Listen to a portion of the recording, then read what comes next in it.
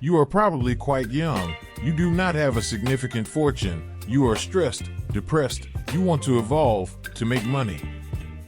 These are the most common characteristics of people who jump into the stock market after watching 2 or 3 videos on YouTube about this whole thing. This is where I intervene with this video, in which we will talk a little about the stock market, why I don't think it is a good option if you count the features presented above. First of all, let's establish a rule of this video, and that's it. Money makes other money. A lot of money makes a lot of money. Little money makes little money. Now that we have gone through this paraphrasing of money, let's see why the stock market will not be a good option for you. Well, if we follow what I said above about a little money, you will definitely understand this analogy. Let's take for example the actions of Apple. Now, as far as I know, I hope I'm not mistaken, they are somewhere around $168 a share, a quite reasonable price, even if Apple shares tend to be structurally separate. So if we were to take it as an Apple share, probably it is worth somewhere around $1,300, maybe even more. This split is done by films to show a novice audience that they too can own a fairly significant part of this great concept called Apple. In reality, that $130 in that shares that you own is not a whole share at all. Returning to the point of discussion, why that action in Apple will not make you rich? Because Apple in general has an annual growth of maximum 60%, meaning that if you put $100 in Apple today, in a year you will have $160. Does it make sense? Well, here come all these financial influencers who tell you that you need to invest much more, almost every month if not every 2 weeks, to really benefit from that 60% annual jump. We take the previous example again. Let's say you invested $1,000 in Apple throughout the year. Now you have $1,600 after that year, so $600 profit.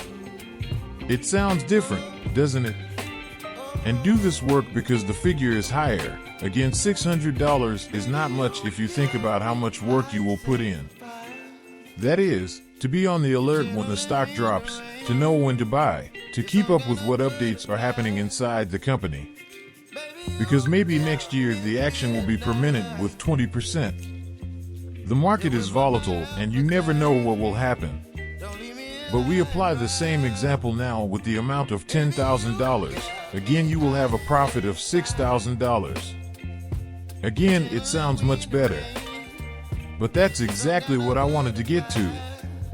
How will you get those $10,000 that you are willing to throw in the stock market when you don't even have $1,000 to spend? Well, I'll explain it to you. You have no choice. The only thing you will do with that investment of 80% of your income, let's say you make $2,000 a month, and you invest $1,800 in Apple. The only thing you will do, and the only thing that will happen is, you will live a miserable life. You will not be able to afford things during that time period of the investment. And maybe you could say that you are making a sacrifice to do something better. But the truth is that you are lying to yourself. You don't know what can happen. When you invest such a large amount of your income, you will always be stressed that something could happen to your money. And this comes from the perspective of a person who invested 100% of his income in the stock market. And take my word for it when I tell you that it doesn't bear fruit. Basically, you will be a helper for people with a lot of money to make even more money. And I say this because if you understand the stock market and if you understand how shares grow, you've probably already caught on. But for the people who still don't know what I'm talking about, I'll take it a little slower. So a share will increase when a very large number of people will start buying shares in the respective company from people who sell them at a profit point. For example, someone bought an apple for $60 and sells it to you for $180. Automatically that person will make a profit. You are still at zero, but the respective share remains at that $180. It does not decrease back to the purchase point of the first people. I hope it makes sense what I say. It's a bit complicated and hard to digest at first. Well, By buying more expensive shares in the company in question, you are doing a good thing for the company because you are giving them your money to expand. So Apple's shares are continuously growing because we are talking about a company that brings some innovation to people's everyday life. And then the conclusion would be not to invest? Not. You should do this, but at the point where your income reaches that final amount discussed at the beginning of the video. If you end up making over $10,000 per month, only then can you think of putting that money somewhere. Protect yourself from inflation, then the invested amount will bring you another significant amount of money. So we are talking about $6,000, not $60. Only then can you really say that you are putting your money to work for you. So what you can do is increase your monthly income. I know it sounds cliche.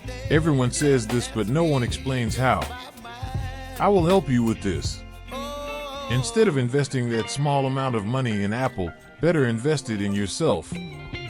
I know this sounds cliche, but let me finish. By knowledge that will help you do more. Take a course on a certain snow that goes in your area, or that you are good at, have better and better equipment, collect an extra product value, automatically the product will cost more. Effectively, all you have to do is build something solid, little by little, and at some point you will have something big that will make that amount of $10,000 within a month. That's about all I've got for today. If you liked what you heard and want to see more of this type of content, don't forget to press the like button because it helps me a lot. And until next time, keep your head up. I know you will succeed. I trust you. Peace.